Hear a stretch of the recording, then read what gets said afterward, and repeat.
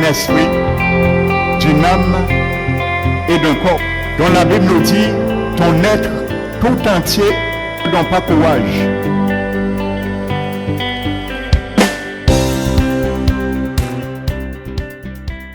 La force, Seigneur, la louange,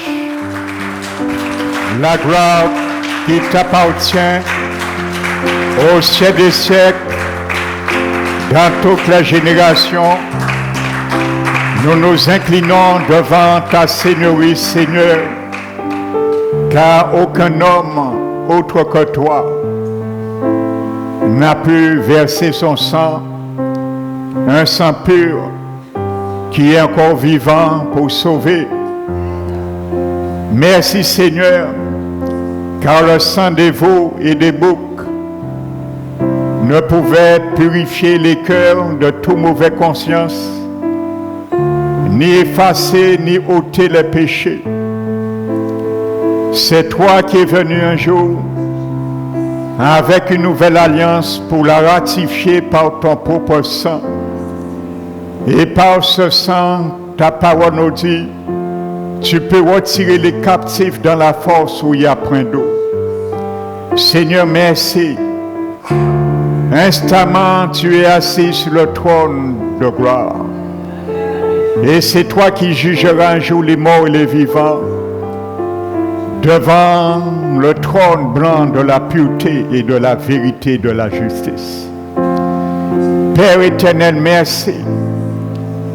Car le jour qu'Adam et Ève ont péché, ils ont voulu établir la première religion qui existe dans le monde, qui s'appelle les feuilles de figuier, pour pouvoir se justifier, camoufler eux-mêmes le péché. Mais tu es venu au jardin d'Éden et tu as déchiré ce vêtement trompeur et tu les as revêtis de vêtements de ta justice. Aujourd'hui, Seigneur, tu nous montres, personne ne pourra être sauvé par ses mérites. Personne ne pourra être sauvé par les bonnes œuvres qu'il aurait faites, mais uniquement par ton sang qui justifie. Qu'il soit ainsi ce matin, Seigneur. C'est ma prière pour tous ceux et celles que tu as mis toi-même dans ce lieu, qui n'auront pas de point, Seigneur, sans faire la paix avec toi. Merci, Seigneur Jésus, que ton sang soit aspergé dans ce lieu pour couvrir chacun de nous et briser, Seigneur, les œuvres du diable qui pourraient mettre les mauvaises pensées dans les cœurs. Merci pour ces âmes que tu vas arracher dans son royaume et les mettre dans ton royaume de la lumière.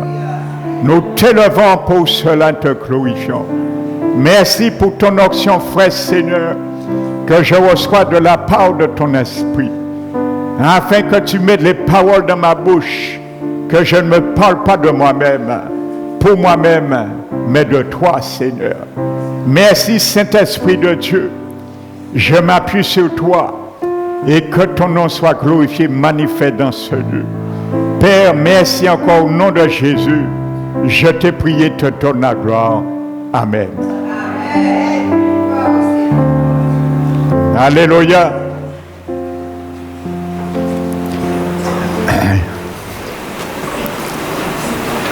Je bénis le nom du Seigneur dans ce lieu.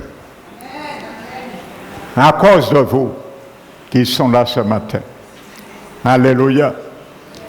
Je bénis particulièrement ceux et celles, nos invités. Amen. Sentez-vous vraiment à l'aise et captivé de tout votre cœur la parole qui sera délivrée ce matin de la part du Seigneur, dont je ne suis qu'un instrument. Alléluia. Vous savez, un gant ne sert absolument à rien s'il n'y a pas une main à l'intérieur. Donc je suis ce gant et la main c'est le Saint-Esprit. Alléluia.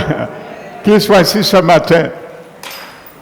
Donc je vais continuer cette dernière partie et je dis bien, Le thème l'au-delà est un thème très très vaste dont je n'ai pas eu tout le temps de toucher vraiment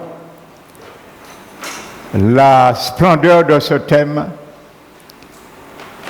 C'est pour cela que je vous invite à aller sur notre chaîne et il y en a des précédents messages, enseignements qui sont complémentaires, tels que les 4 parties des profondeurs de la terre.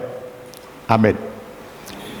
Donc ce matin, je vais, sans m'étendre, parler de cette 3e partie qui s'intitule « La résurrection des morts et le jugement dernier et comment y échapper. » Alléluia. Parce qu'il y a un jugement qui pèse sur l'humanité et il faut que tu saches ce matin, toi qui es là, comment y échapper. Il y a une manière d'y échapper. Car nous l'avons vu, Hébreux 9, 27 dit, il est réservé à tout homme de mourir une seule fois, après quoi vient le jugement. Donc j'ai montré dimanche dernier, lorsque quelqu'un mourait sans Christ, dans ses péchés, peu importe ce qu'il aurait fait sur la terre, la personne va directement là, en enfer, son esprit et son âme. Amen. Et ceux et celles qui étaient morts avant la venue de Jésus allaient dans un autre lieu. Ceux qui étaient morts par la foi, les sauvés, ils allaient là. Le sein d'Abraham, le paradis. Amen. Donc Jésus lui-même qui était juif, il connaissait cette connotation du sein d'Abraham qu'on appelait aussi les Juifs le paradis. Donc Jésus lui-même lui a montré et a décrit ce lieu. Il a dit à un brigand repentant sur la croix, je te le dis aujourd'hui, tu seras avec moi dans le paradis. Jésus ne disait pas aujourd'hui tu iras au ciel, parce que personne ne pouvait monter au ciel avant que Jésus meure. Donc Jésus parlait du sein d'Abraham. Donc si vous voulez, je vais expliquer ça ultérieurement. Amen. Parce que pour bien comprendre que c'est du paradis dans le sein d'Abraham que Jésus expliquait, il faut que je fasse vraiment cours de grammaire grecque avec vous pour bien comprendre cela. Pour simplement changer dans ce terme, la virgule change tout le sens de la phrase. Amen. Donc, je vais mettre ça à côté. Ce n'est pas l'objectif à atteindre. Donc maintenant, nous allons voir aujourd'hui, comme je le disais, à quel moment ce lieu sera déménagé. Et à quel moment ce lieu aussi sera déménagé. Alléluia. Donc tu vas dire, oh, eh bien de toute façon, si je viens d'en faire un jour, je sortirai. Oui, tu sortiras, si tu vas. Mais pas pour Dieu du bonheur, nous allons voir où c'est que les gens vont après. Alléluia. Donc nous allons voir cela aujourd'hui. Alléluia. Donc nous allons voir premièrement la résurrection des morts. Sachez que la Bible parle de 2 résurrections des morts. Amen. La première résurrection et la deuxième résurrection. La première résurrection, ça s'appelle la résurrection d'entre les morts. Le Nouveau Testament emploie le terme d'entre les morts 46 fois. Chaque fois que le terme est employé, il s'agit toujours pour des gens qui sont sauvés. Amen. Et quand la Bible appelle la résurrection des morts, c'est pour les gens qui ne sont pas sauvés. Amen. Alléluia. Donc nous allons bien voir cela. Commençons par la résurrection des saints, des sauvés. Alléluia. Donc nous allons prendre 1 Corinthiens chapitre 15.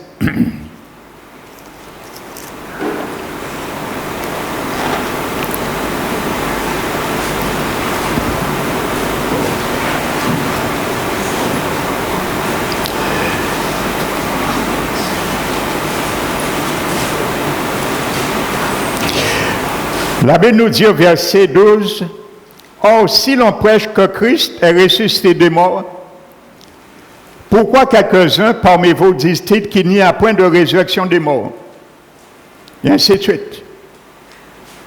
Amen. Donc la Bible nous dit au verset 20, « Mais maintenant Christ est ressuscité des morts et il est les prémices de ceux qui sont morts. Car puisque la mort est venue par un homme, Adam, c'est aussi par un homme qu'est venue la résurrection des morts. Et n'oubliez pas, Jésus s'appelle le dernier Adam. Amen.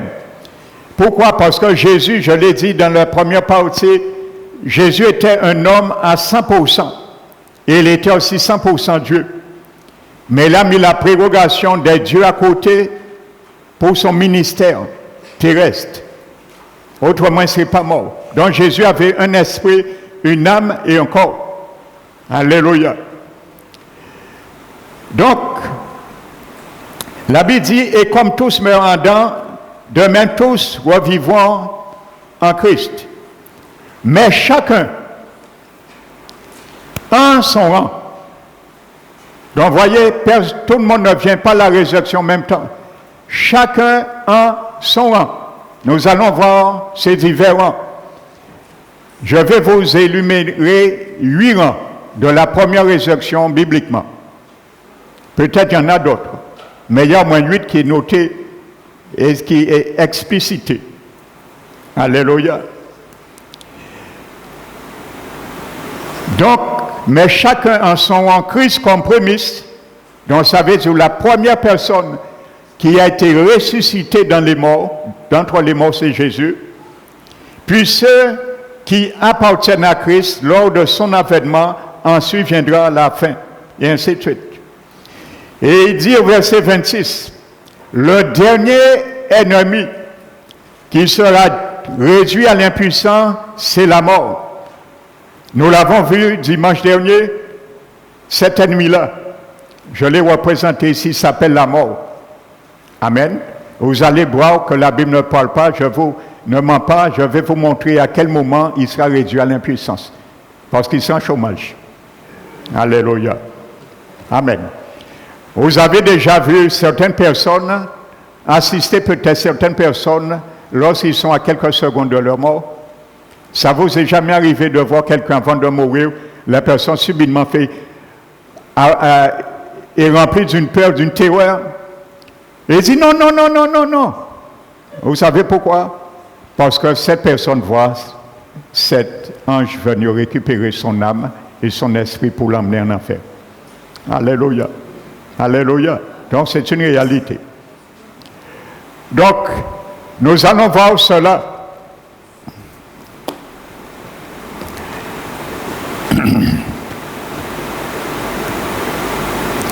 Donc Christ comme prémisse. Premièrement, pour bien comprendre cela, ce mot prémisse, l'apôtre Paul a tiré cela dans une fête de l'Ancien Testament que Dieu avait donnée à Israël. On appelait ça la fête des prémices. Cette fête consistait à quoi? Et vous allez voir pourquoi Jésus devait absolument ressusciter un dimanche. Alléluia, de se faire mourir vendredi. Parce que la Bible dit qu'il est ressuscité 3 jours après. Vendredi, samedi, dimanche. Amen. Les 72 heures, nous mettons ça collé. Ça, c'est un grand enseignement qui dure des heures pour l'expliquer cela. Les 72 heures, 3 jours et 3 nuits n'a rien à voir avec ça. Donc, la Bible nous dit, Jésus, les prémices, il y avait une fête dans Lévitique, notez chapitre 23. La Bible dit que lorsque Dieu disait à son peuple, lorsqu'il rentrera dans le pays qui les a donné la promesse, et la moisson viendra, ils vont prendre la première gerbe. Alléluia. Et ils vont apporter cette gerbe au sacrificateur. Le sacrificateur agitera cette gerbe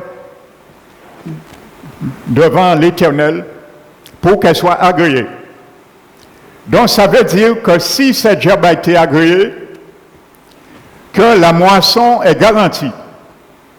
Alléluia. Ça veut dire que Dieu s'engageait que si la première gerbe a été acceptée, que le peuple verra la moisson. Mais cette gerbe était constituée du fruit, du grain, et autour il y avait des épis. Donc il n'était pas seul. Donc ça représentait la résurrection de Jésus. Et des saints qui sont ressuscités avec lui, nous allons le voir. Amen. Donc Jésus est ressuscité le lendemain du sabbat, un dimanche, et exactement, Jésus, la Bible dit dans les évangiles, il est ressuscité le lendemain du sabbat, dont les choses concordent, correspondent. Donc ça représente la résurrection de Jésus, mais qui ne va pas ressusciter les prémices, il ne ressuscitait pas seulement la prémisse, les prémices avaient cette gerbe, le grain, le fruit et autour des épis. Alléluia. Donc, notez-moi Matthieu 27. La Bible dit que lorsque Jésus a été ressuscité, après sa résurrection, il y a plusieurs saints de l'Ancien Testament qui sont ressuscités avec lui. Donc, voyez, la première résurrection, le premier rang, les prémices, Jésus. Donc, il n'est pas ressuscité seul, il est ressuscité avec plusieurs saints de l'Ancien Testament. Donc, la première résurrection a commencé à partir de ce moment. Donc, Jésus les a retirés dans ce lieu. Alléluia. Et ils ont reçu leur corps glorifié. Donc, ils sont au ciel aujourd'hui. Amen.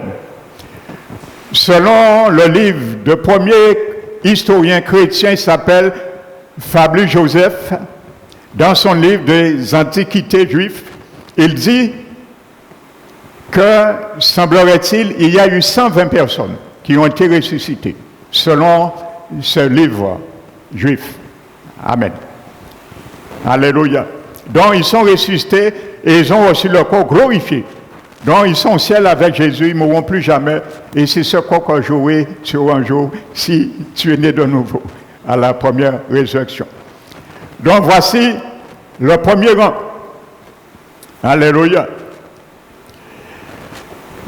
Donc, la Bible dit que quand Jésus est ressuscité, regardez Éphésiens 4. La Bible nous dit que Jésus, celui qui est descendu dans les lieux inférieurs, c'est lui aussi qui est remonté. Alléluia. Au-dessus des cieux, afin d'accomplir et de remplir toutes choses. Alléluia. Donc, au moment que Jésus est descendu, son esprit et son âme, là, lorsqu'il est ressuscité, il a déménagé ce lieu. Je vous disais que les chrétiens qui étaient, les gens qui étaient là, on les appelle des captifs, parce qu'ils ne pouvaient pas sortir. Alléluia, ils étaient verrouillés. Donc Jésus maintenant, dans Éphésiens 4, nous montre que Jésus a déménagé ce lieu.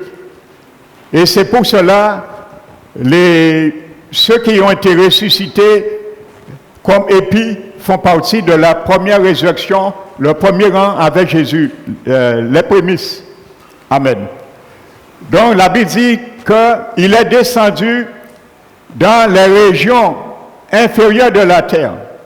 Je vais te donner la définition de ce mot pour bien comprendre qu'il ne parle pas de la terre, il parle bien de l'enfer. Alléluia.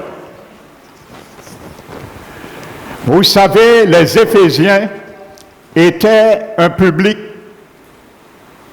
majoritaire grec, parce qu'à l'époque, l'Église était constituée des Juifs et des Grecs, des païens.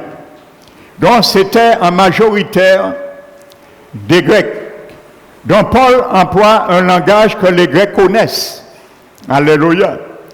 Comme Paul, vous savez, à un moment donné, quand on voit les épîtres,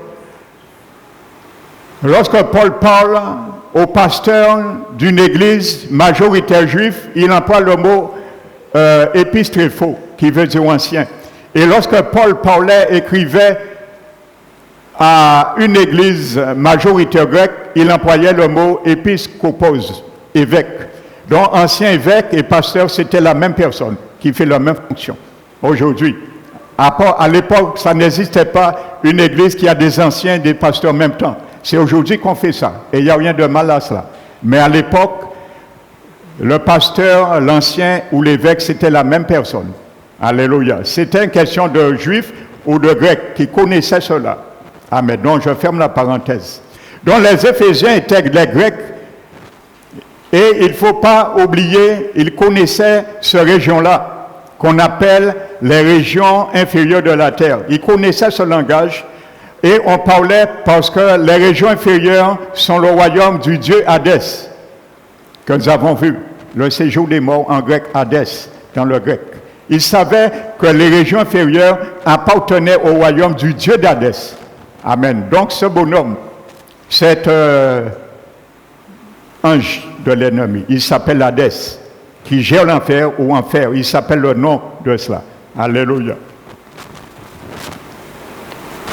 Donc quand Paul va leur parler de les régions inférieures, il savait que les Éphésiens comprenaient son langage, qu'ils comprenaient que Christ à sa mort est descendu dans les régions inférieures de la terre pour rencontrer justement ces deux personnages, la mort et Hadès. Et Apocalypse 1 le dit.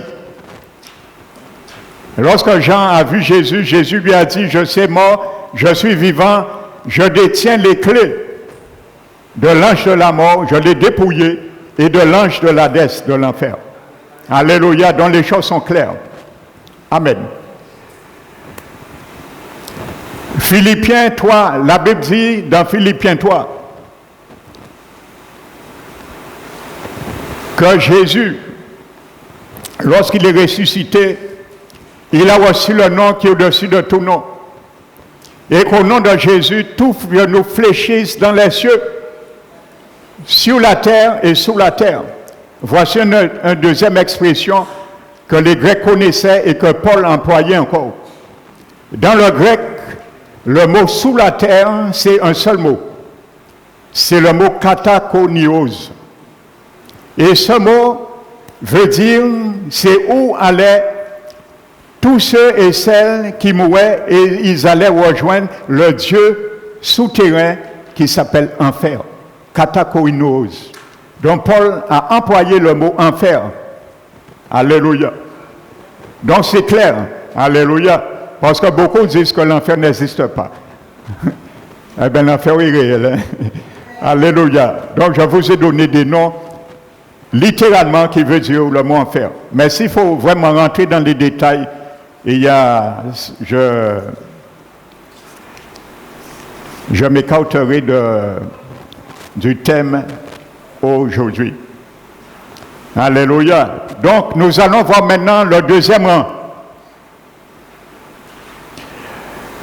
Prémisse également veut dire avant-goût, échantillon représentatif, modèle. Alléluia.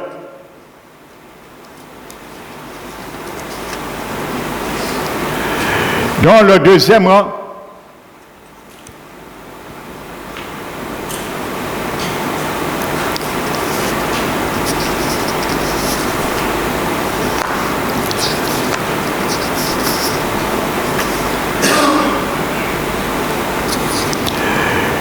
c'est les saints de l'Ancien Testament. Nous avons vu avec le Christ qui est ressuscité. Maintenant, troisièmement, les saints du Nouveau Testament. Alléluia. 1 Thessaloniciens, chapitre 4. Nous allons bien voir les rangs. 1 Thessaloniciens, chapitre 4. Va encore confirmer ce que Paul a dit dans 1 Corinthiens 15.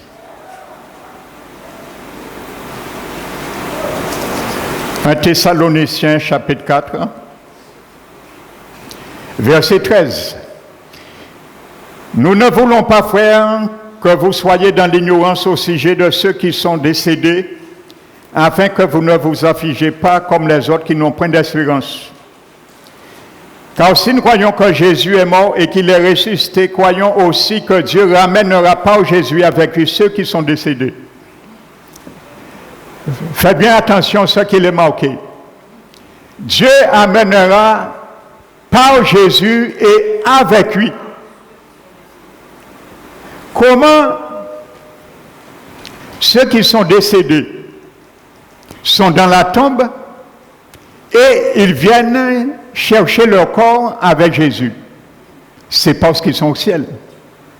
Alléluia. Donc, voyez, Jésus a déménagé ce lieu parce qu'Éphésiens 4 dit, il a ramené des captifs avec lui. Donc, ça n'existe plus. Excusez.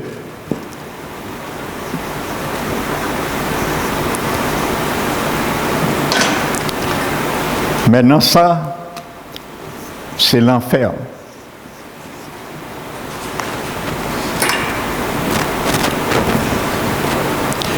Donc, les saints qui sont ressuscités, ne confondons pas, c'était les épis de la première gerbe. Mais la moisson, c'est tous les chrétiens dont leur esprit et leur âme sont allés au ciel. Jésus a déménagé ce lieu. Ils font partie de la moisson. Amen. Maintenant, le tour arrive. Leur esprit et leur âme, parce qu'ils doivent revenir, la Bible dit, avec Jésus, prendre leur corps. Alléluia.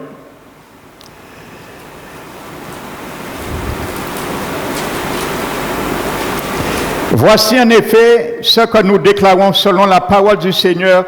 Nous les vivants restés pour l'avènement du Seigneur. Nous ne devançons pas ceux qui sont morts, décédés. Parce que ceux qui sont décédés, ils sont au ciel, leur esprit et leur âme.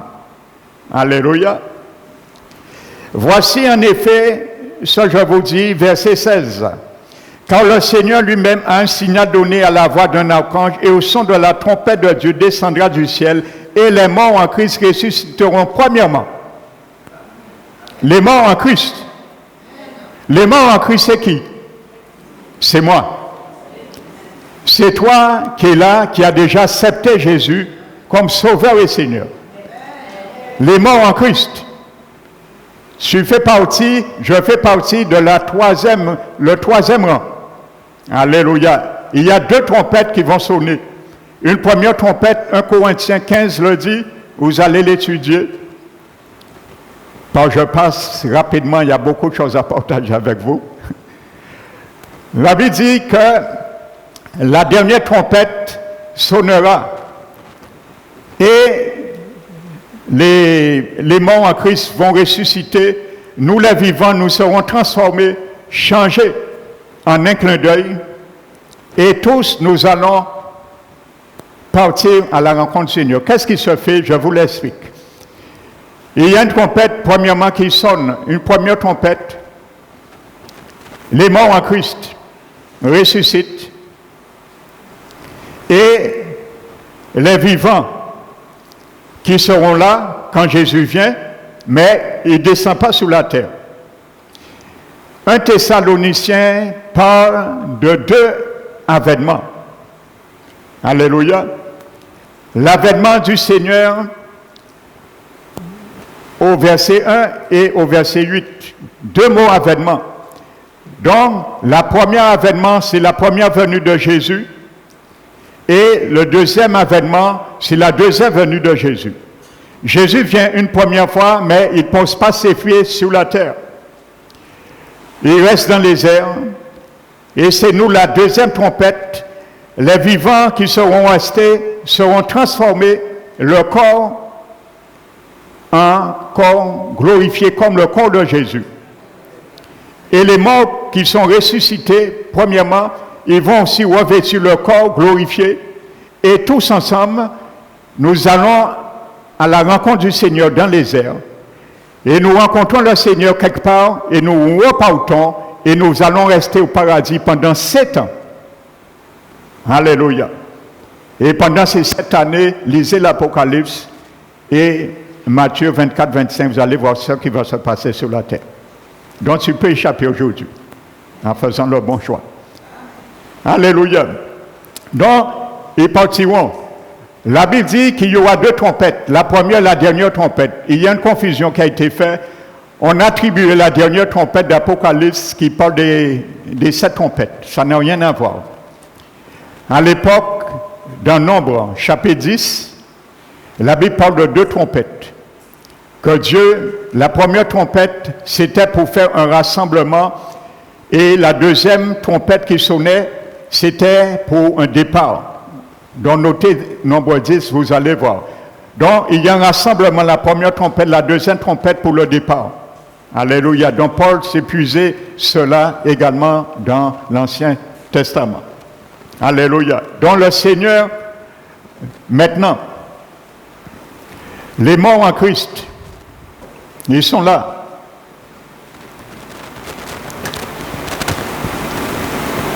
Qui étaient dans la tombe. Donc, les chrétiens, ils vont sortir, avant de sortir, parce qu'un mort sans son esprit ne peut pas sortir. Donc, l'esprit et l'âme des chrétiens, nous avons vu qu'ils viennent avec Christ. Alléluia. Donc, ça prouve que tu es bien au ciel. Frères et sœurs, quand tu meurs, ton esprit et ton âme. Lorsqu'ils viennent, ils rentrent dans le corps du chrétien et il revient debout et il se tient debout. Alléluia. Et ensuite, nous partons à la rencontre du Seigneur et nous serons toujours avec lui. Et la Bible dit, consolez-vous sur ces paroles. Donc voici ce qui se passera de la première résurrection dont nous faisons partie le 3e rang. Alléluia. 4e rang, les saints de la grande tribulation, parce qu'il y aura des gens qui vont se convertir à travers ces 7 années. Le reste de la moisson, notez Apocalypse 7, je ne vais pas détailler, ce sera trop long, c'est un enseignement eschatologique. Notez Apocalypse 7, versets 9 à 14. Alléluia. Le 5e rang, c'est pour vous montrer que Paul a bien dit, chacun en son rang. Alléluia. En son rang.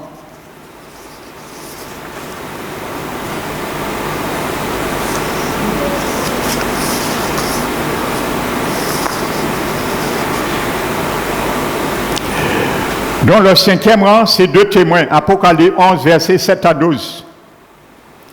Et nous savons qu'il s'agit du prophète Élie et du patriarche Enoch, qui sont au ciel.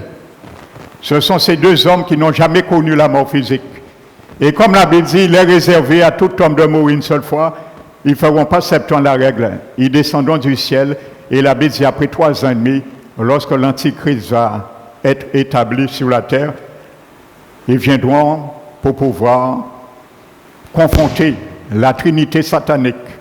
Parce qu'il y aura une Trinité satanique contre la Trinité divine. Ce sera Satan, le faux prophète et l'Antichrist. Donc lui, il viendra à Jérusalem, confronter pour amener un réveil à Jérusalem. Mais la Bible dit, Dieu permettra, lorsqu'ils auront accompli leur mission de mourir, et après 3 jours, un esprit va les ranimer, ils vont revenir à la vie et ils vont monter au ciel. Donc ils font partie de le 5e rang de la première résurrection. La Bible et l'Apocalypse le défi. 6e rang, la grande foule comme prémisse, les 144 juifs.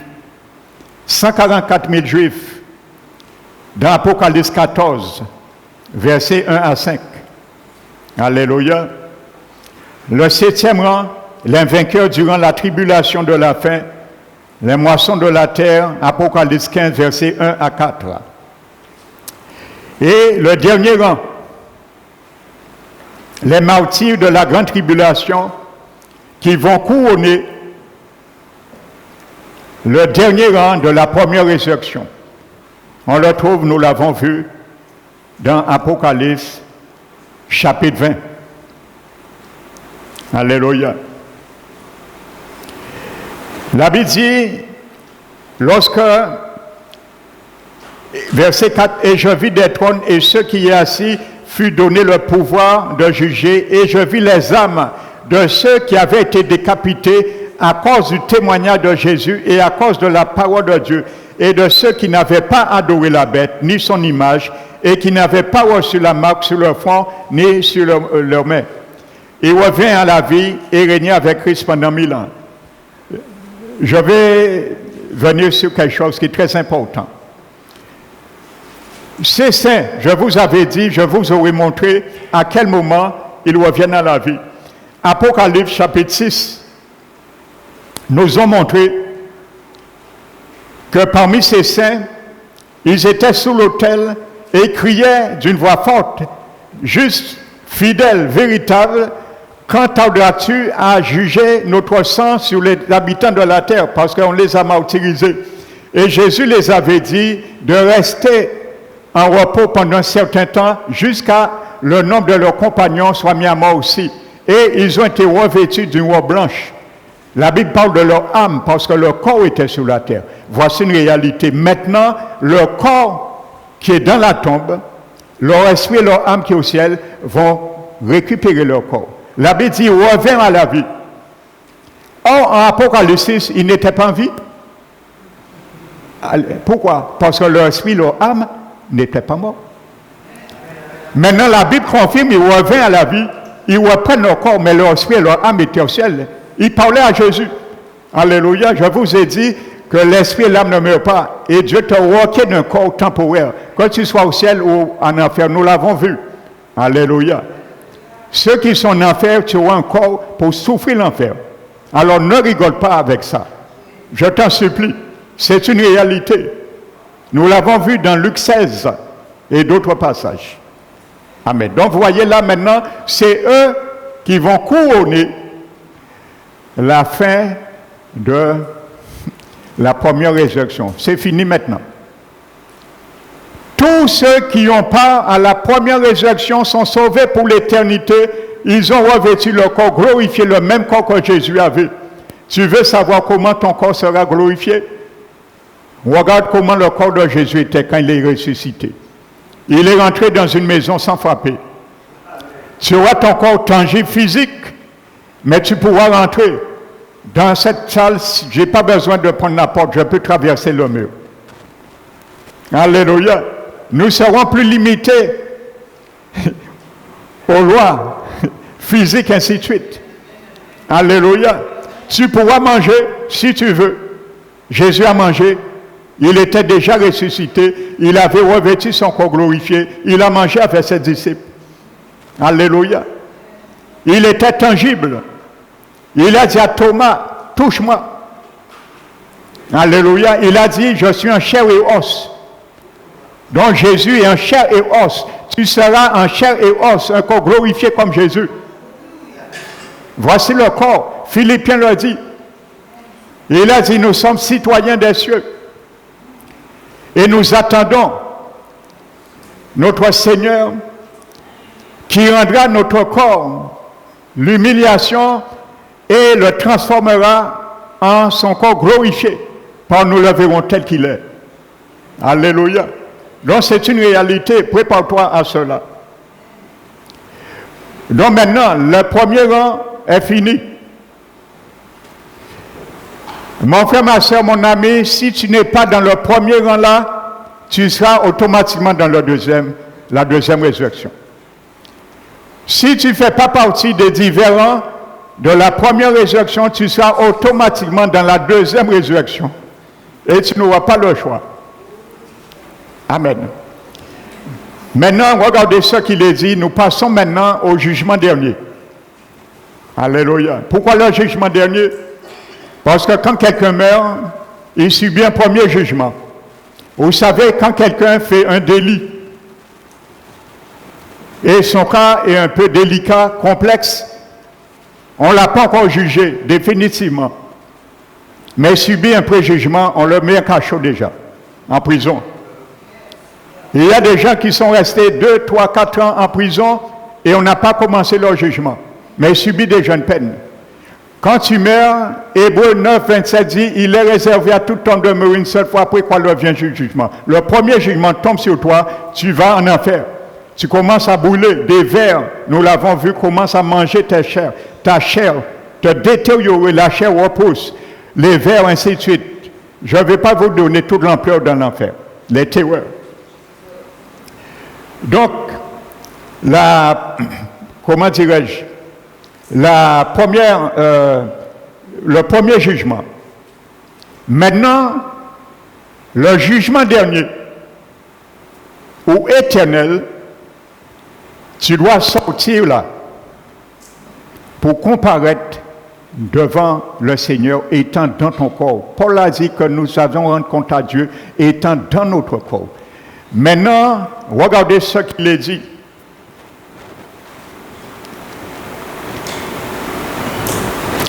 Verset 5, Apocalypse 20, n'oublie jamais ce passage. Les autres morts ne reviennent point à la vie jusqu'à ce que les 1000 ans soient accomplis. Le 8e rang ouvre l'ère des milléniums. Quand Jésus viendra sur la terre, il va régner pendant 1000 ans sur la terre avec toi et moi, qui est déjà parti 7 ans avec lui. Nous allons revenir sur la terre et régner 1000 ans sur la terre. Imagine-toi si Jésus, aujourd'hui, venait, nous partions au ciel, après 7 années, nous venons régner sur la terre. Imaginez-vous que le président, par exemple, Macron, tous les élus sont encore en vie. C'est toi et moi qui va les enseigner la parole de Dieu. Et ils n'auront pas le choix, parce qu'il n'y aura pas de cours syndicat. Jésus sera radical. Pendant les 1000 ans, il n'y aura pas de rébellion. Ce sera la mort instantanée et le jugement instantané. Alléluia. Donc tu es appelé, nous sommes appelés les chrétiens à juger le monde et les anges. C'est notre mission. Alléluia. Point à la vie jusqu'à ce que les temps, donc la deuxième résurrection. Nous passons maintenant à la deuxième résurrection avant le jugement. Maintenant, tous ceux qui sont là, dans la tombe, ce sont ceux et celles qui n'ont pas connu la première résurrection. Ça veut dire tous les autres morts depuis Adam. Maintenant, ils vont sortir dans leur prison pour comparaître devant le tribunal, le jugement de Dieu. C'est Jésus, la Bible dit, qui est assis sur le trône. La Bible dit le trône blanc. Vous savez, le mot blanc décrit la pureté, la vérité et la justice. Il n'y aura pas de pot de vin. Le mot blanc, le trône blanc veut dire qu'il n'y a pas de pot de vin. Vous allez payer un avocat aujourd'hui. Vous êtes riche, il va tricher pour vous. Malgré qu'ils ont prêté serment lorsqu'on les donnait leur cap de dire toute la vérité. Mais ils vont mentir pour leur poche. Mais Jésus est l'avocat par excellence. Alléluia. La Bible dit que Jésus sera assis et toute personne comparaîtra un jour devant lui. Alléluia. Maintenant, ces morts-là, ils vont venir un seul coup. Alléluia. La Bible dit, heureux et saints, verset 6, ceux qui ont eu part à la première résurrection, la seconde mort n'a point de pouvoir sur eux. Parce que nous allons parler, qu'est-ce que la deuxième mort? Je l'ai expliqué le premier dimanche. Qu'est-ce que la mort? Je vais vous expliquer, pour ceux qui n'étaient pas là, la Bible parle de 3 morts. La mort physique, qui résulte la séparation, l'esprit et l'âme du défunt de son corps. Séparation. La mort spirituelle, c'est la séparation avec Dieu.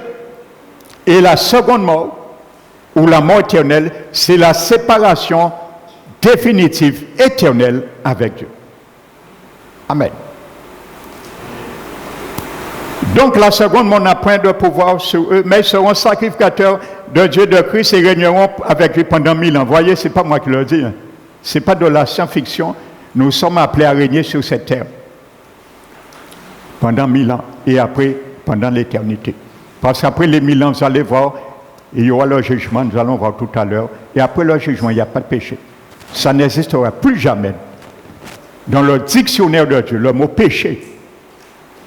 Alléluia. Ni l'âme. Ça n'existe plus. Ça n'existera plus. Frères, ce sera la vie éternelle, la félicité éternelle. Alléluia. Dans ce jugement. Alléluia. Donc maintenant, qu'est-ce que Dieu va faire maintenant? Donc nous avons vu la première et la deuxième résurrection. Ce sont les damnés. Maintenant, ils ressuscitent. Pour qu'ils ressuscitent, les morts, les damnés, ça c'est la tombe. Hein? Qu'est-ce qu'il doit faire? Dieu doit permettre le corps temporel qu'ils avaient, ils vont le dépouiller, leur esprit, leur âme va s'incarner de nouveau dans leur corps. Amen. Et ils vont comparaître esprit, âme et corps devant le jugement. Alléluia. Maintenant, voici ce qui se fera. Verset 11, Apocalypse 20. Puis je vis un grand trône blanc, ce que je vous disais, et celui qui était assis, la terre s'enfuit devant lui, ainsi de suite. Écoute bien cela. Verset 12, je vis les morts. Le mot mort là, c'est le mot mort, nepkos, mort spirituel. Alléluia. La Bible dit, je vis les morts. Il ne parle pas de mort physique. Les morts spirituelles, pourquoi? Je vous ai expliqué, quand tu meurs physiquement, mais aussi spirituellement, tu ressuscites physiquement, mais tu ressuscites aussi spirituellement mort. Parce que tu n'as pas fait de sorte que tu sois plus mort spirituellement. La mort spirituelle, elle est temporaire, mais la deuxième mort, elle est éternelle. Alléluia. Tu peux aujourd'hui passer outre à travers la mort spirituelle. Je l'ai fait, 1 juin 79. Mais la mort éternelle, tu ne peux pas. C'est éternel. Coupé de Dieu. Vivant, conscient. Alléluia. Donc la Bible dit, je vis les morts. Alléluia. Les grands et les petits. Dieu ne fait acceptation à personne. Ça veut dire les plus aisés, les riches et les moins aisés. Ce n'est pas parce que tu es clochard que tu es au paradis. Et ce n'est pas parce que tu es riche que tu es en enfer. L'histoire que Jésus a pris un riche qui était en enfer et il a pris un pauvre qui était dans le sein d'Abraham pour illustrer. Mais il n'y avait pas que des riches en enfer et il n'y avait pas que des pauvres dans le sein d'Abraham. Il faut bien comprendre cela. Chacun répondra ce qu'il a fait de sa vie sur la terre. Qu'il soit pauvre ou riche, peu importe. Alléluia. Romains 2 le dit. Il dit aux hommes, méprises-tu les richesses de la bonté, de la longanimité, de la patience de Dieu? Ne vois-tu pas que la patience de Dieu te pousse à la repentance? Alléluia. Amen. Mais il dit, mais par ton endurcissement et par ton cœur impénitent, tu t'amasses un trésor, des trésors pour la colère de Dieu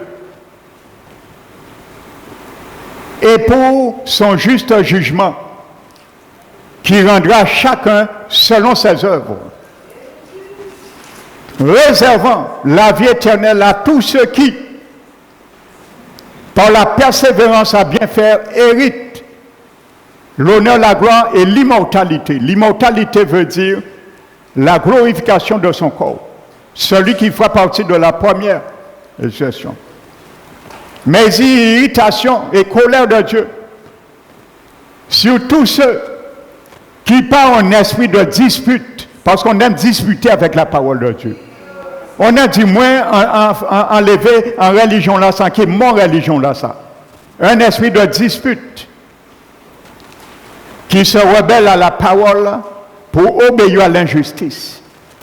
Leur part sera là. On ne dispute pas avec la parole de Dieu. Quand on est dans l'erreur, on reconnaît qu'on est dans l'erreur. Quoi ça nous coûte? On reconnaît. Parce que Dieu, seul est la vérité. Amen. Donc maintenant, nous passons maintenant au jugement dernier. Et la deuxième résurrection. Donc les morts, spirituellement, ils sont là. Des livres furent ouverts et un livre fut ouvert, celui du livre de la vie.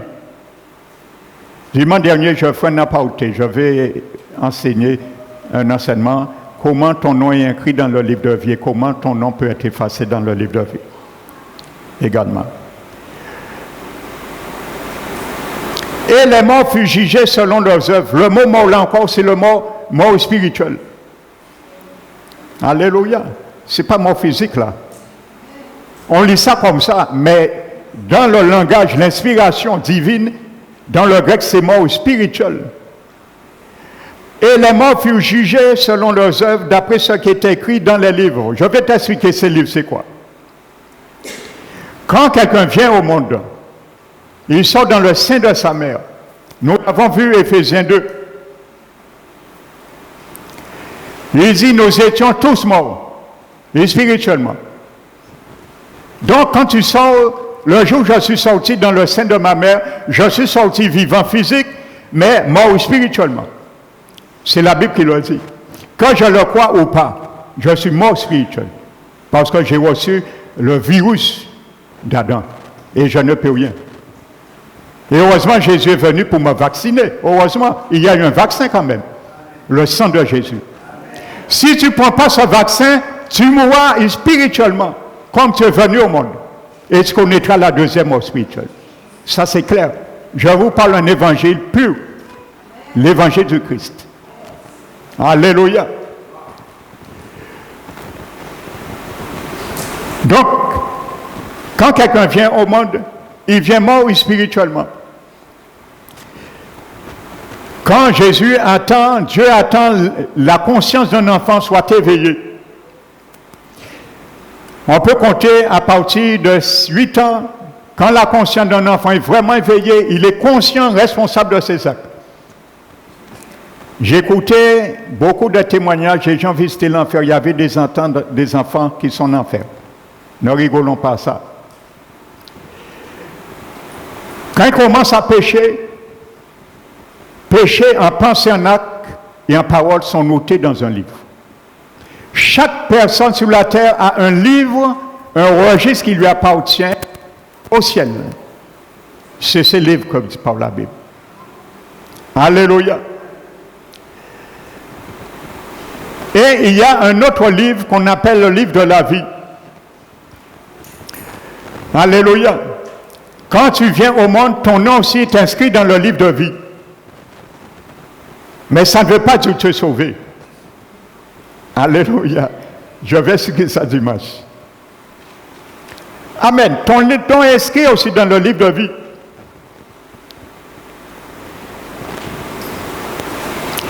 Verset 13. La mer rendit les morts qui étaient en elle. Parce que les morts au temps de Noé, on n'a pas retiré les morts dans l'océan, dans le déluge. Leurs dépouilles demeurent aujourd'hui. Les eaux, des gens qui sont morts au temps de Noé sont encore là. Leur esprit et leur âme sont là. Alléluia. Les gens de Noé, leur esprit et leur âme est là. Maintenant, ils vont sortir en enfer. 1 Pierre 3, verset 21, la Bible dit, Il dit Jésus a été mis à mort quant à la chair, mais rendu vivant quant à son esprit humain, j'ajoute. Alléluia. Dans lequel, pas par lequel, comme on a fait comprendre que c'est Noé, par l'esprit de Jésus, non. Dans lequel son esprit, mais aussi, il est allé proclamer. On a mis prêcher. C'est kérousos. C'est pas prêcher l'évangile. Il est allé là, parce que Somme 16 dit que Jésus devait aller en enfer. Son âme et son esprit. Paul l'a confirmé dans Acte 2. Donc Jésus est allé là, avant que Jésus remontait, il devait aller en enfer et devait aller. Il a promis aux brigands, je te le dis, tu seras avec moi dans le paradis. Il est allé en enfer et il est allé chercher les clés. Et il est venu, il a ouvert le sein d'Abraham et il est monté au paradis avec le brigand repentant et tous ceux qui étaient là. Alléluia. Donc les morts, ceux qui sont morts, on n'a pas trouvé leur corps dans les océans. La Bible dit, ils reviennent à la vie. Amen. La mer rendit ses morts qui étaient en elle, ainsi de suite. Très important. Maintenant, le jugement de l'ange de la mort et l'ange de l'enfer est arrivé.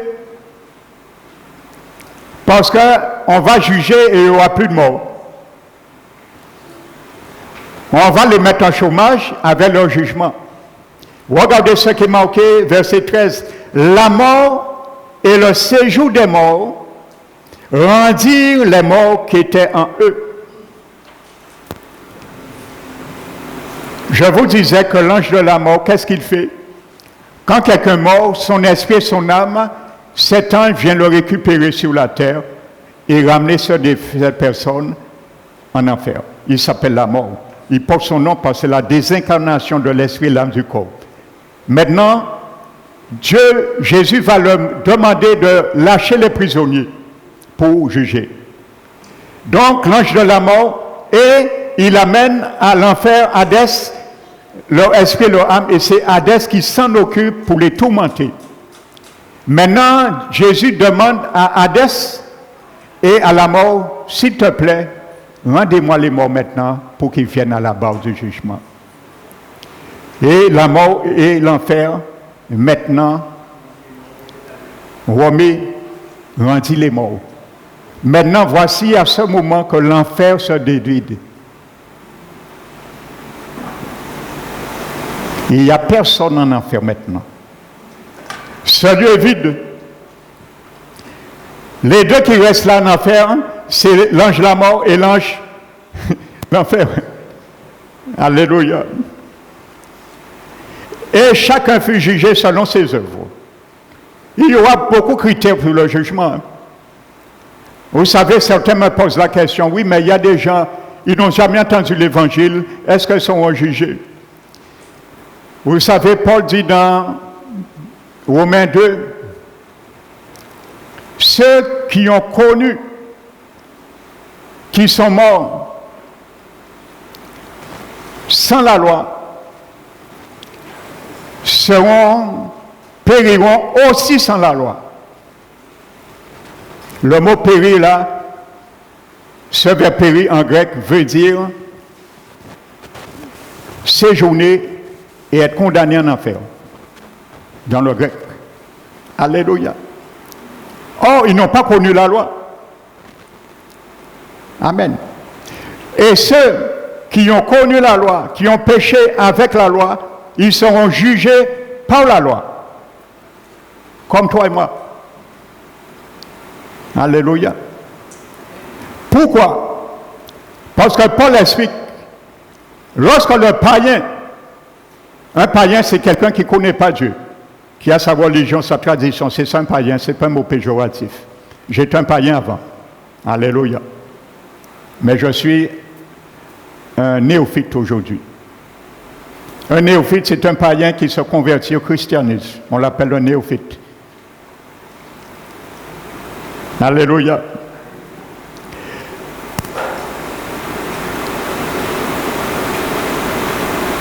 Donc je disais que le séjour des morts, il rentre le mort. Alléluia. Donc le critère, deuxième critère, Dieu a mis la conscience.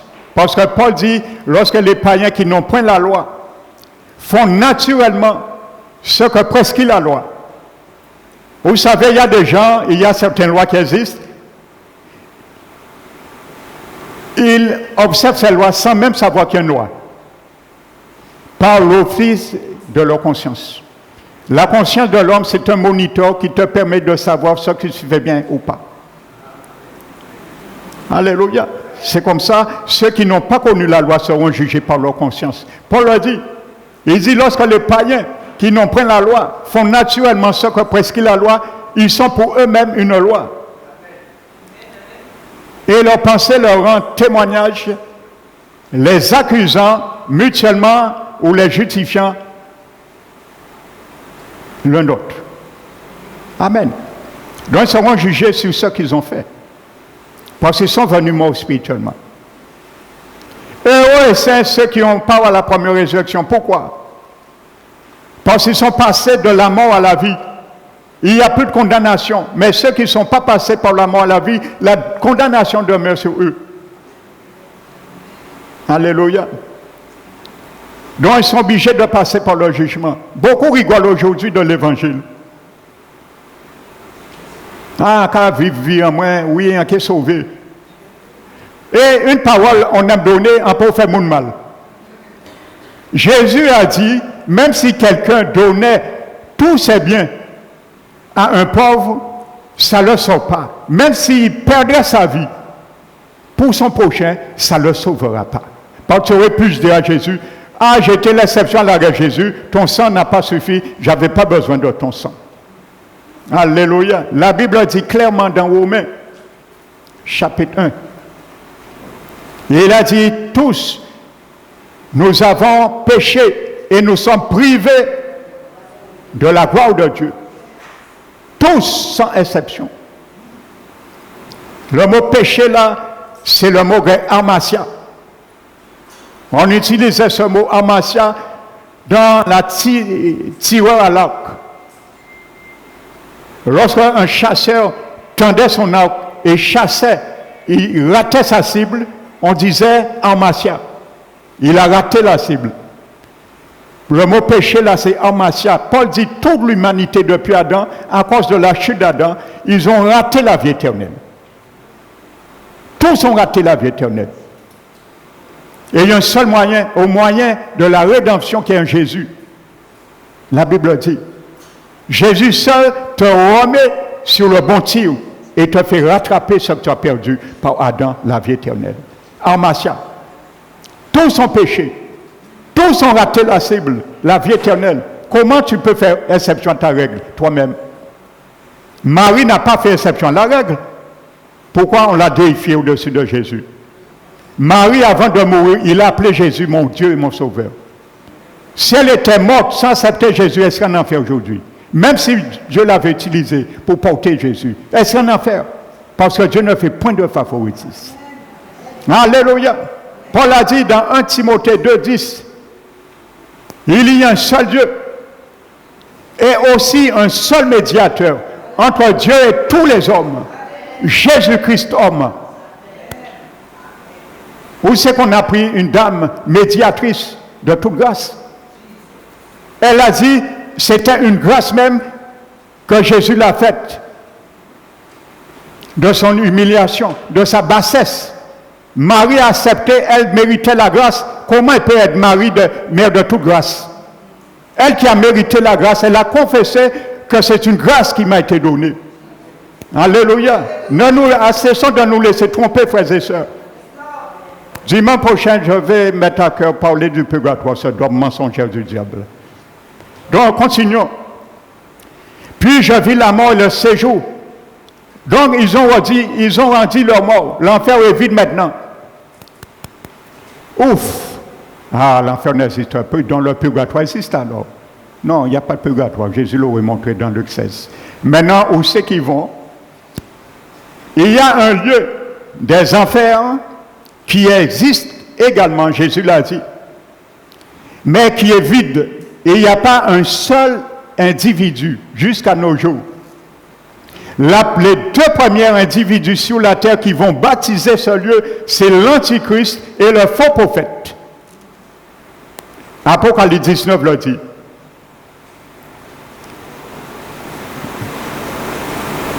Nous avions l'enfer là. Maintenant, il y a un deuxième lieu. La géhenne.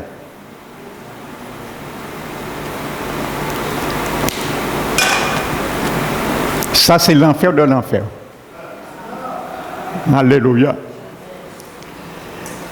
Les morts spirituels ont été jugés. L'ange la mort et l'ange l'enfer ont été jugés aussi. Puis la mort, verset 14, et l'enfer furent jetés. Jésus a dit dans Jean 14, 1 Corinthiens 15, le dernier ennemi qui sera réduit à l'impuissance s'appelle la mort. Voici son jugement. Et la mort et l'enfer fut jeté dans les temps de feu. C'est la seconde mort, les temps de feu. Voici le jugement maintenant, le dernier ennemi qui sera rendu à l'impuissance. Il est jeté. Tous ceux qui étaient là, la Bible nous dit, les morts sont déjà jetés. Donc, il n'y a personne, les deux derniers qui sont jetés. Vous voyez, quand on emploie concomitamment l'ange de la mort et l'ange de l'enfer, la Bible parle toujours le premier, l'ange de la mort. Apocalypse 6 le dit. Pourquoi? Parce que s'il n'y a pas la mort, l'ange de la mort ne peut pas amener l'âme et l'esprit du défunt.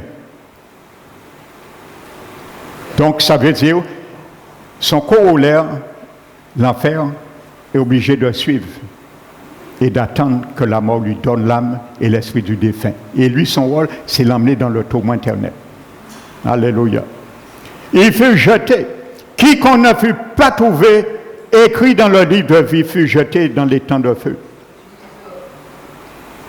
Ton nom pourtant est écrit, mais littéralement, je vais l'expliquer dimanche.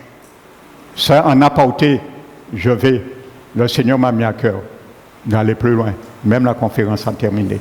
Je vais vous montrer dans le grec, ce n'est pas écrit, mais fut plus écrit, trouvé écrit. C'était déjà écrit, mais elle a été effacée. Nous allons voir comment ton nom peut être effacé. Alléluia.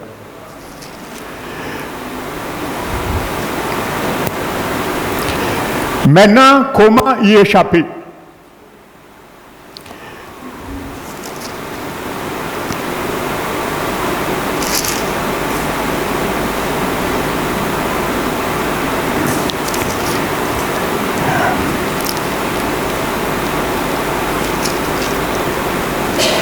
La Bible nous dit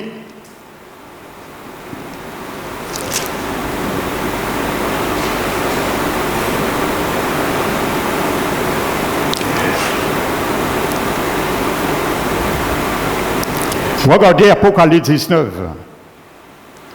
verset 20. Et la bête fut prise, le faux prophète, l'Antichrist, et avec elle le faux prophète, qui avait fait des prodiges par lesquels il avait séduit ceux qui avaient la marque de la bête et adoré son nom. Ils furent tous les deux jetés dans les temps ardents de feu et de soufre. Les premières personnes qui vont être jetées là.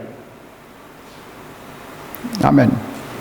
Même le diable qui les a utilisés, qui ont servi le diable, va les rejoindre 1000 ans après. Alléluia. La Bible dit, ils furent tous les deux jetés dans le camp, les autres furent tués par l'épée, ainsi de suite.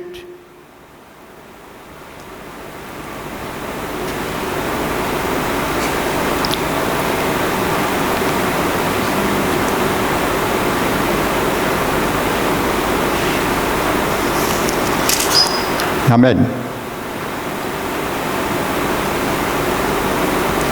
Donc voici en gros, frères et sœurs,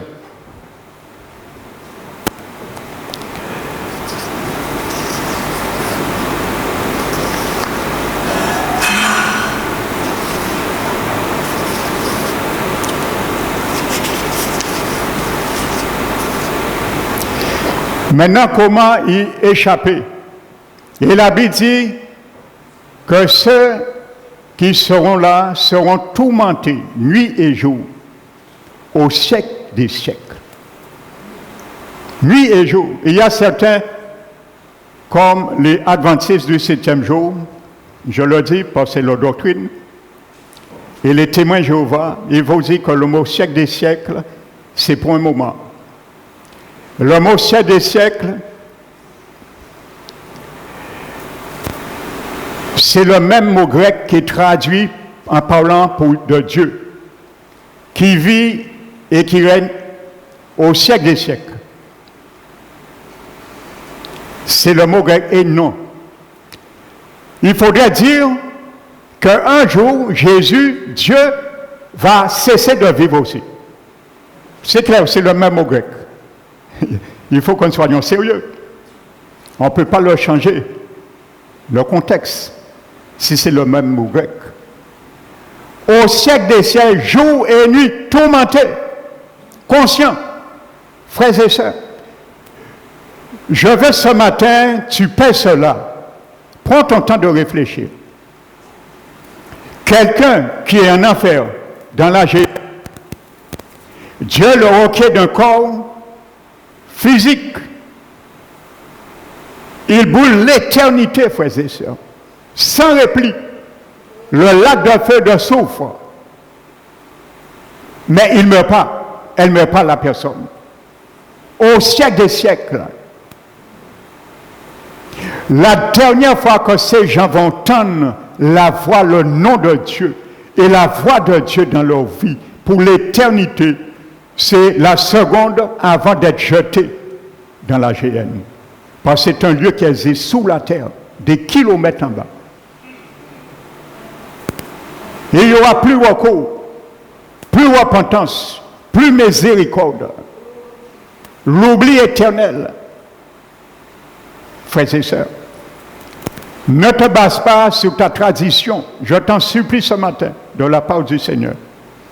Sur tes richesses, sur tes moyens, on t'a dit on va prier pour toi, c'est faux. Lisez le Psaume 49. Alléluia. Il met confiance en leur richesse, dans leurs biens. Ils se glorifient de leur richesse, les riches. Je vais payer le prêtre le plus talentueux pour faire ma messe. Ils se glorifient de leur richesse,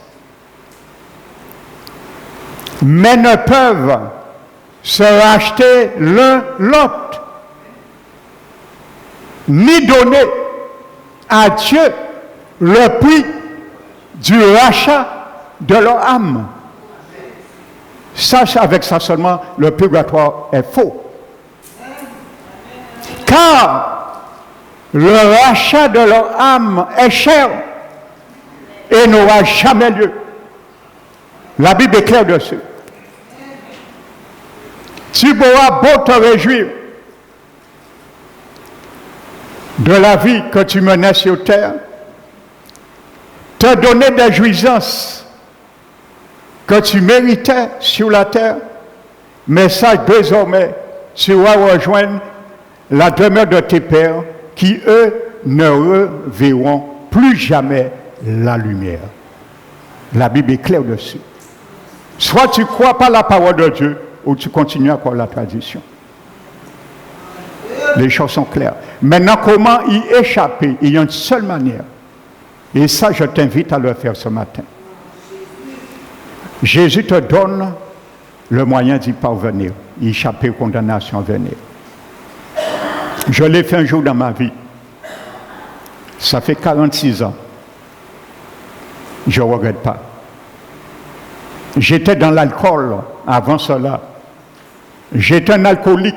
Je buvais 1,5 litre de rhum par jour. Moi qui te parle aujourd'hui. Les docteurs n'ont rien pu faire pour moi. J'ai crié au Seigneur. Je ne vais pas donner mon témoignage pour ne pas perdre du temps. Le Seigneur m'a libéré du jour au lendemain jusqu'à aujourd'hui. Je n'ai jamais goûté l'alcool aujourd'hui, jusqu'à aujourd'hui. J'étais dans la cigarette. Frères et sœurs, à l'époque, un paquet de cigarettes, c'était 1 franc. Quand j'avais pas 1 franc, et j'avais personne pour me donner une cigarette, j'étais tellement accro, je ramassais les mégots de cigarettes dans la rue pour fumer. Quand j'ai accepté le Seigneur, l'évangile en 79, ça a été simple. J'avais ces 3 fois avec ma volonté. Je voulais, mais je ne pouvais pas. J'ai dit, Seigneur, tiens, je te remets la nicotine. Une prière simple. C'était fini. Du jour au lendemain, c'était fini. J'étais dans la drogue. Et c'est à ce moment que le Jésus avait un rendez-vous avec moi. Et là, je vais te donner ce témoignage pour t'encourager à faire de même. C'était en 79, j'étais dans la drogue. Et on avait l'habitude de s'associer, se réunir en amis, écouter, fumer, défoncer nous et écouter la musique. Et ensuite, on rentrait chez nous. J'étais tout seul un lundi. Il était 3 heures de l'après-midi. C'est resté comme une marque indélébile. Et j'étais en train d'attendre un ami d'enfance pour aller acheter de la drogue au ghetto. Un Dominicain nous passait la marchandise. Il quittait le travail à 17 heures. Et j'étais en train de réfléchir. Mais vous savez, dans mes réflexions, je cherchais à savoir qui est le vrai Dieu. Je ne le connaissais pas, mais je méditais beaucoup. Comment Dieu est. Et ce jour-là, il m'avait donné rendez-vous. Alléluia. Et ça tombe bien, je crois que c'est prophétique même. Et il y avait un poteau là, on nommait ce poteau le Sénat. C'est là on se réunissait. Et bien c'est là le Saint-Esprit a fait un procès avec moi. Et il m'a gagné. Je me suis laissé gagner. Et je méditais. Je me pose une question et j'entends une voix dans mon oreille droite, frères et sœurs, qui me dit, la question que tu es en train de te poser, tu trouveras la réponse dans une Bible. Ça m'a ébranlé. Je connaissais, j'avais entendu dans la religion catholique que Dieu le Père existe, Jésus existe, mais je ne connaissais pas qui est Dieu, le Saint-Esprit m'a parlé. Mais nous défonçons nous quand même. Et je suis rentré à la maison. Le lendemain, la voix m'a interpellé une deuxième fois. Là, j'ai obéi. J'aurais pu désobéir. Et quand j'ai obéi, je suis sorti. Il était entre 5h et 6h du matin. Je suis sorti sur mon lit. Ma mère faisait le café. Je suis entré dans sa chambre. Et sa Bible était ouverte comme d'habitude. Il y a ouvert un somme. Il y a pas nous ouvert un somme pour chasser des démons. Et pendant toute l'année, les sommes-là n'y poussière parce qu'elle nous bat la Bible. J'ai pris sa Bible et je suis rentré dans ma chambre. J'ai ouvert la Bible, comme ça. Et quand j'ai ouvert la Bible, j'ai senti 2 mains m'enlacer de dos et me serrer, frères et sœurs. Et quand j'ai senti ça, le Seigneur a défilé devant mes yeux tout mon péché en quelques secondes. Dieu peut faire cela. Je ne connaissais rien sur l'enfer. À l'intérieur de moi, j'ai acquiescé, je mérite l'enfer. Et à ce moment, j'ai senti l'Esprit de Dieu pénétrer, rentrer en moi, et une paix et un amour ineffable pour la parole de Dieu. Depuis ce jour, je n'ai jamais pu fermer la Bible. 46 ans jusqu'à aujourd'hui.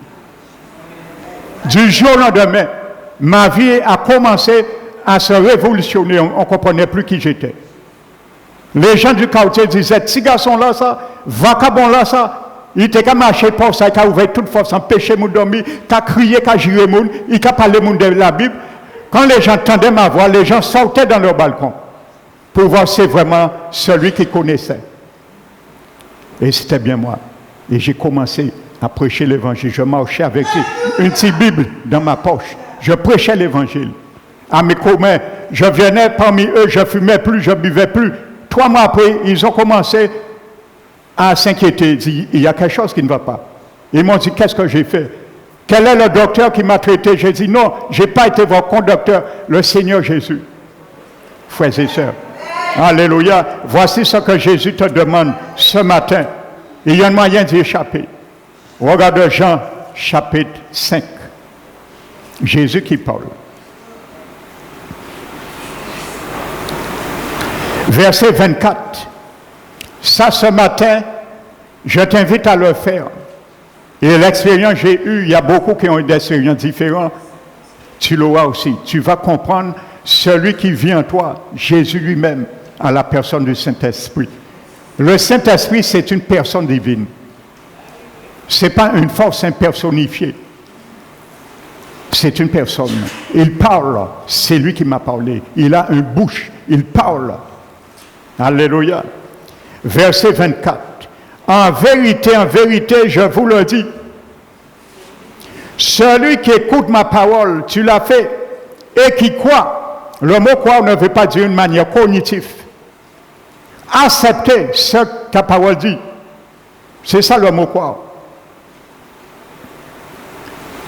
Alléluia. À la vie éternelle.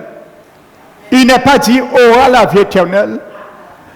À l'instant T, tu peux avoir la vie éternelle ici avant de partir. Pourquoi? Et ne vient point en jugement. Mais il est passé. Il ne sera pas passé. Il est passé de la mort à la vie. Pourquoi ça? Ça, je te disais, nous sommes morts spirituellement. Il y a une seule manière d'échapper à la mort spirituelle. C'est avoir la vie éternelle et être soustrait du jugement. C'est pour ça la Bible dit, Apocalypse 20, je vis les morts. Ceux qui sont morts physiquement, mais spirituellement morts. Ils sont ressuscités, ils sont spirituellement morts. Alléluia.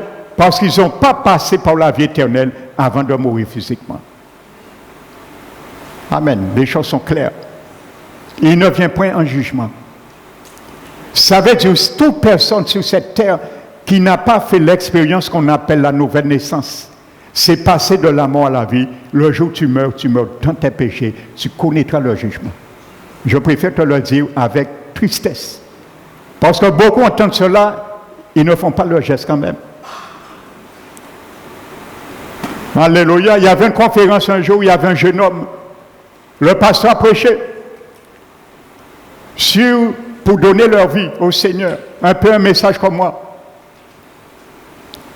Il a fait un appel. Il y a un jeune. Il a hésité dans son cœur.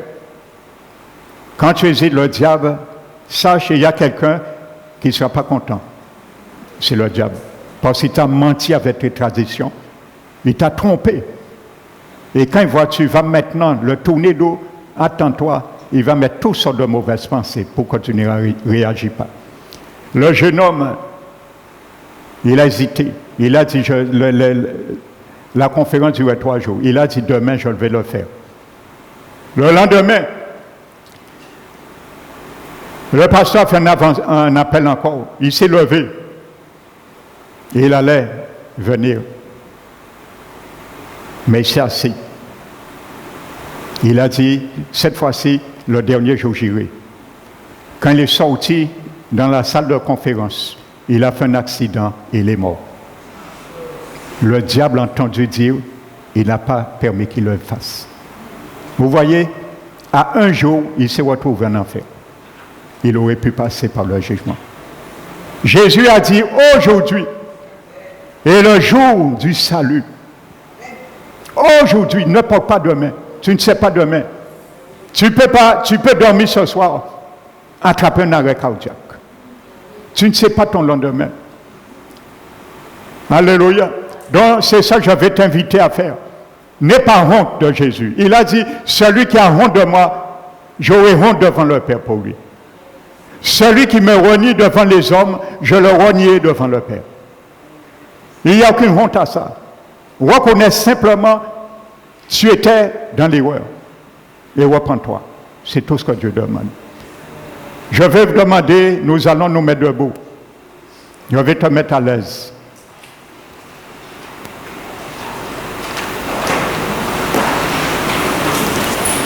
Il y a tellement de choses à dire, mais le temps est limité.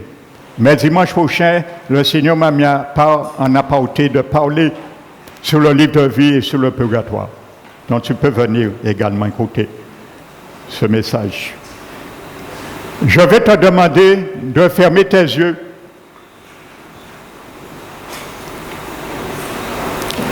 Tout ce que tu as entendu, particulièrement le premier, deuxième, troisième dimanche, ferme tes yeux et fais cette prière de tout ton cœur. Je te dis de tout ton cœur. Parce que ça ne sert à rien de faire une prière répétitive, machinalement, mais qui traduit aucun engagement envers le Seigneur. Ça ne tiendra pas debout. Romains 10 dit, celui qui confesse de sa bouche que Jésus est le Seigneur, mon Seigneur, et croit dans son cœur que Dieu l'a ressuscité d'entre les morts, sera sauvé. Car en croyant, c'est en croyant du cœur qu'on parvient à la justice, et en confessant de sa bouche qu'on parvient au salut. Je vais t'inviter à faire cette prière. Et pendant que tu fais cette prière, quand tu le ressens ou pas, n'en doute pas, le Seigneur t'a fait une promesse. Il te donnera son Esprit Saint. Tu le recevras, tu peux ressentir quelque chose. Et gloire au Seigneur, si tu ressens quelque chose, si tu ne ressens rien, c'est par la foi que tu le reçois. Ça ne veut pas dire que tu ne l'auras pas. La seule chose qui fera la différence, si tu fais cette prière d'une manière machinalement ou désinvolte, sans aucun désir d'accepter ce cadeau. Alors fais-le de tout ton cœur. Ferme tes yeux, répète cette prière avec moi. Je te conduis simplement, mais les paroles de ta bouche tiendront et sera scellé au ciel. Alléluia. Répète cette prière. Père très saint, je bénis et glorifie ton saint nom. Tu m'as amené dans ce lieu et je reconnais que j'ai entendu, j'ai appris beaucoup de choses que j'ignorais et je peux considérer, en faisant aujourd'hui l'inventaire de toutes mes erreurs, que si j'étais déjà mort, quitté ce monde terrien, je crois avec assurance que je me trouverai aujourd'hui dans le lieu de tourment. Mais je te remercie à cause de ton amour que tu as manifesté à mon égard. Je ne peux pas rester insouciant ni insensible à l'appel de ta miséricorde. Je reconnais, je suis né pécheur et que rien de ma vie, ni mes richesses, ni mes bonnes œuvres, ni mes traditions ne pouvaient me soustraire de la condamnation à venir. Mais tu as envoyé un Rédempteur, celui qui rachète le rachat de la perdition, de la malédiction, du péché, le sang de Jésus. Alors ce matin, je te demande, Père, pardon pour tous mes péchés que j'ai déjà commis depuis le sein de ma mère jusqu'à aujourd'hui, afin de l'effacer sur le registre qui est écrit de moi et de purifier mon cœur de tout péché que j'ai commis en acte, en parole et en pensée. Merci Seigneur, j'ouvre mon cœur ce matin, la porte de mon cœur, pour recevoir ce salut si grand et si précieux que tu m'offres gratuitement, car c'est grâce que je suis sauvé. Je confesse de ma bouche, Seigneur Jésus, tu es le seul sauveur, le seul rédempteur. C'est pour cela que j'obéis à ta parole. Tu m'as dit, si je crois à ton sacrifice, si j'accepte de croire ce que tu veux, que j'accepte, je serai sauvé. Je te reçois dans ma vie comme mon Seigneur et comme mon Sauveur. Règne à ce jour sur mon esprit, mon âme, mon corps, et garde-moi à partir d'aujourd'hui, tous les jours de ma vie, à marcher maintenant selon les injonctions de ta parole, car sans ton Esprit Saint, c'était impossible. Mais je reçois instamment, par la foi, le Saint-Esprit que tu m'as promis. Au nom de Jésus, merci Père, je reconnais que instamment, je viens d'être appelé ton enfant. Tu es appelé pour moi. Je peux t'appeler à partir de maintenant, mon Père céleste. Je crois que je suis sauvé. Je crois, je suis pardonné. Je crois, je suis justifié. Je crois, je suis lavé de tous mes péchés par le sang de Jésus. Et je crois, je suis sanctifié. Merci Seigneur de garder mon nom, conserver mon nom, inscrit dans ton livre de vie et faire de sorte que plus jamais il soit effacé. Je te remercie Père. Je donne gloire à ton Saint-Nom au nom de Jésus-Christ. Amen. Alléluia. Toi qui as fait cette prière de tout ton cœur, maintenant je te demande simplement de t'approcher, simplement pour te donner certains conseils. Alléluia. Amen. Donc celui qui a reçu le Seigneur, maintenant dans ta vie, avance, je vais prier pour toi et te donner quelques conseils. Amen. N'hésitez pas. Si tu as fait cette prière, c'est parce que tu t'es rendu compte que tu avais besoin d'un rédempteur. Si tu ne t'approches pas, le Seigneur considérera qu'il y a de l'hypocrisie. Obéis à la parole, obéis à l'injonction de Dieu. Ne regarde pas ce qu'on te dira. C'est ton choix que tu as fait. Personne ne peut être contre ton choix. Personne ne peut te demander de compte pour cela. Car c'est toi seul qui rendra compte un jour devant le Seigneur Jésus. Alors n'ayez pas peur. Donc ceux et celles qui ne se sont pas avancés pour se manifester leur foi, leur reconnaissance, l'authenticité de cette prière que tu viens faire, le Seigneur mettra aussi en suspens ce qui t'a promis. Les choses sont claires. Je préfère vous dire la vérité. Je te donne un témoignage. Et il y avait une femme un jour, elle m'avait demandé à me voir. Je suis allé et elle m'a posé des questions. En ce qui concerne la Bible et aussi sa religion. Elle était une fervente catholique. Et à la fin, elle m'a dit, elle a été convaincue, elle m'a dit, pasteur, je peux vous poser une question? Je lui ai dit, vas-y. Elle m'a dit, si je donne ma vie au Seigneur, peut-être certains ont fait, c'est ça que tu as fait peut-être aujourd'hui, mais je te donne le danger de tromper Dieu. On ne trompe pas Dieu. Et elle m'a dit, est-ce que je pourrais continuer à aller à l'église catholique? Je savais la réponse, que c'est non. Mais je ne lui ai pas dit. J'ai laissé le Saint-Esprit le convaincre.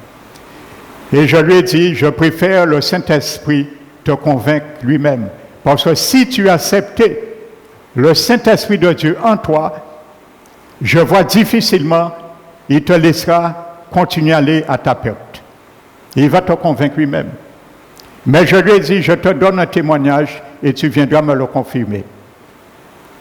Je lui ai dit, quand tu iras retourner à l'église catholique, tu sentiras un malaise et tu viendras me le confirmer. Vous savez, cette femme, une semaine, elle est allée le dimanche suivant comme d'habitude, à l'église catholique. Et elle est venue la semaine suivante, elle m'a appelé, et elle a demandé à me voir de nouveau. Et elle m'a dit, pasteur, tu avais raison. Et il m'a dit, quand je suis retourné pour retourner à l'église catholique, il m'a dit, je suis arrivé devant la porte, il y avait une force irrésistible, plus grande que moi, impossible d'y entrer. Elle m'a dit, j'ai résisté pour entrer, mais il y avait une force qui me poussait, et j'ai compris. Je suis retourné chez moi, et c'était fini. Quand le Seigneur t'éclaire, n'essaie pas de faire plaisir à quiconque. Alléluia. Et il y a une femme, ça s'est passé à Dugazon 79. Je donne ça pour si tu hésites encore. Le Seigneur connaît le cœur, on ne trompe pas Dieu. Ne te montre pas lâche. Apocalypse, chapitre 21 dit, les lâches iront en enfer. Les lâches, c'est ceux qui ont peur de donner leur vie au Seigneur. Alléluia, de peur qu'on les renie. Leurs femmes, leurs maris, leurs parents, ainsi de suite. Alléluia, j'ai fait un choix un jour, quoi ça me coûtait. Cette femme avait l'habitude, son mari était d'accord. Un pasteur venait l'enseigner comme je fais, l'évangélisation à domicile. Et son mari lui avait dit, ma chérie, vous pouvez même aller en cutaillot le sauver. Ça n'a pas dérangé, mais mon seul bitin cardio, pas toucher baptême en eau. Baptême bébé. Encore un mensonge du diable. Le baptême bébé n'existe pas dans la Bible. C'est un mensonge du diable. Si tu crois ça, tu te trouves là. Le vrai baptême, c'est baptême adulte. Tu décides. Je me suis baptisé à 21 ans et j'ai foulé le baptême bébé, qu'on a pris une décision à ma place. J'ai pris ma décision moi-même. C'est ça le baptême. Et le jour maintenant, le Seigneur l'a ouvert le cœur et lui a montré la vérité et elle a décidé de prendre son baptême. Donc par la Bible, par immersion. Et elle a dit à son mari, chérie, tu sais, j'ai décidé de m'engager avec mon Dieu, que ça te plaise ou pas, je vais prendre mon baptême. Le mari dit, quand dis-moi là, et il ne plaisantait pas. Le dimanche du baptême, le mari est venu avec un coutelas. Et il est venu en plein baptême. Et il est venu pour frapper son épouse sur la tête. Vous voyez où que les forteresses du mensonge du diable peut t'emmener dans l'erreur. Et lorsqu'il est venu pour frapper sa femme, il est tombé à genoux, la main en l'air comme ça. Et le coutelas est tombé. Et il s'est mis en larmes à pleurer.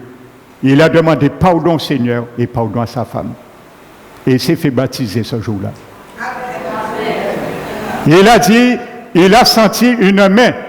Il ne sait pas si c'est la main d'un ange ou du Seigneur lui-même, mais il a senti une main tangible tenir. Il a été fondu en larmes. À cause de la fidélité, l'obéissance de sa femme, elle a sauvé son mari. Tu peux faire de même, mais ne reste pas à ta place de peur qu'on te regarde ou qu'on t'identifie. Maintenant, ça c'est ton choix. Je te dis la vérité. Amen. Donc je vais maintenant prier pour vous qui vous êtes avancés. Fermez les yeux. Père très saint, je te remets ces frères et sœurs devant toi. Ils viennent de prendre la plus bonne décision et la plus grande de leur vie. C'est le plus grand alliance, engagement qu'un homme peut faire sur cette terre. Merci pour ton sang qui a coulé pour eux. Je te prie, Seigneur, instamment, solennellement, je demande à l'Église, s'il vous plaît, de vous mettre debout,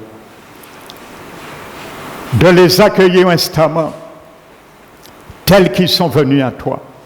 Car tu as dit, tu accueilles tous ceux qui viennent à toi tels qu'ils sont. Car tu sais, c'est toi qui pourras les changer. Père, ils ont connu, ils ont goûté, ils ont touché des choses antérieurement dans l'ignorance.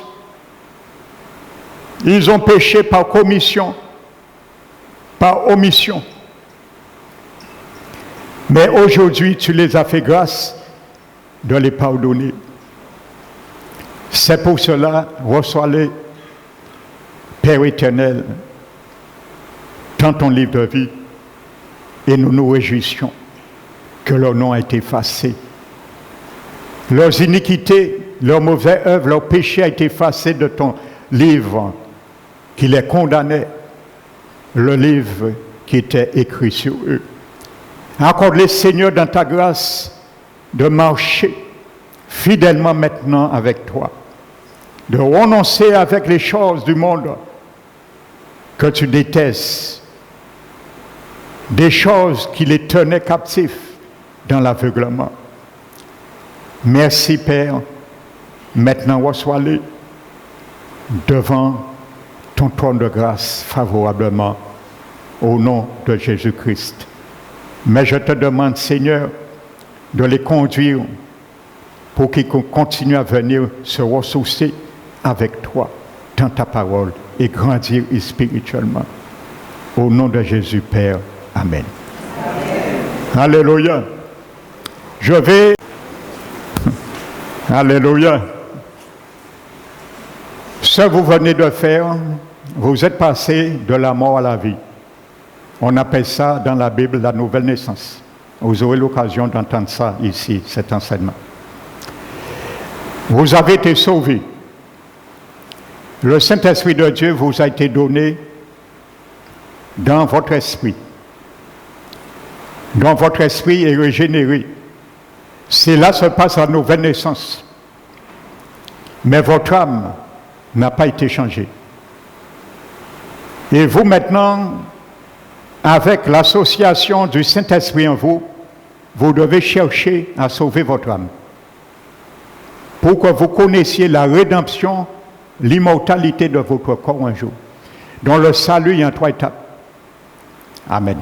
Donc, je n'ai pas 5 minutes de vous expliquer, mais pour vous garder de cela. Beaucoup ont fait cette erreur. En pensant donner sa vie et être indépendant d'une église. Vous avez besoin d'une église. Parce que Jésus a mis son église pour cela. Pour édifier votre âme afin qu'il soit sauvé. Parce que si vous restez chez vous, vous n'avez pas un lieu pour perdre votre âme, vous allez perdre ce que vous avez reçu aujourd'hui. Je vous dis la vérité. Donc il faut bien comprendre cela. L'église, c'est une mère spirituelle, c'est là que vous êtes né. Lorsqu'un enfant sort dans le sein de sa mère, il est un bébé. Si sa mère le laisse là, l'enfant va mourir. Et pourtant, il était en vie. Donc, tu viens de naître de nouveau spirituellement. Si tu ne viens pas te nourrir dans la mère spirituelle qui est l'église, tu mourras aussi un jour. Et spirituellement, tu connaîtras la deuxième mort. Je te dis la vérité. Parce que trop ont fait cette erreur. Ils ont accepté Jésus pour ne pas en affaire et après ils ont repris leur vie. Parce qu'ils pensaient qu'ils avaient la science en eux et tout est classé. Non. Il y a un combat maintenant. Vous avez touché à des choses peut-être occultes. Vous avez besoin aussi que vous passiez parfois même à des séances de délivrance pour que le Seigneur puisse. Donc, je n'ai pas le temps de vous expliquer. Donc, je vous encourage. Nous avons une feuille là. Mettez votre nom et votre numéro de téléphone afin que je vous appelle. Gardez le contact avec vous et vous donnez un entretien individuel pour discuter afin que votre attachement au Seigneur soit solide et fidèle. Amen. Donc, sur la table, allez-y, mettez votre nom, votre numéro de téléphone, que je puisse vous contacter. Parce que nous ne prêchons pas pour donner les gens, donner leur vie et les lâcher comme ça. C'est notre responsabilité de paître les brebis. Donc, vous avez l'habitude le dimanche aller à la messe. Donc, je ne vois pas l'inconvénient de continuer à venir le dimanche ici, à vous ressourcer. Donc, nous avons 2 lieux de culte. Le vendredi pour la prière à 19h et le dimanche pour le culte à 10h. Que le Seigneur vous bénisse. Vous pouvez.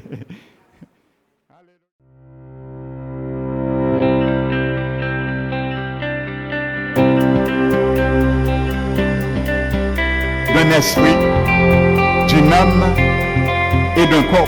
Dont la Bible nous dit, ton être tout entier n'ont pas courage.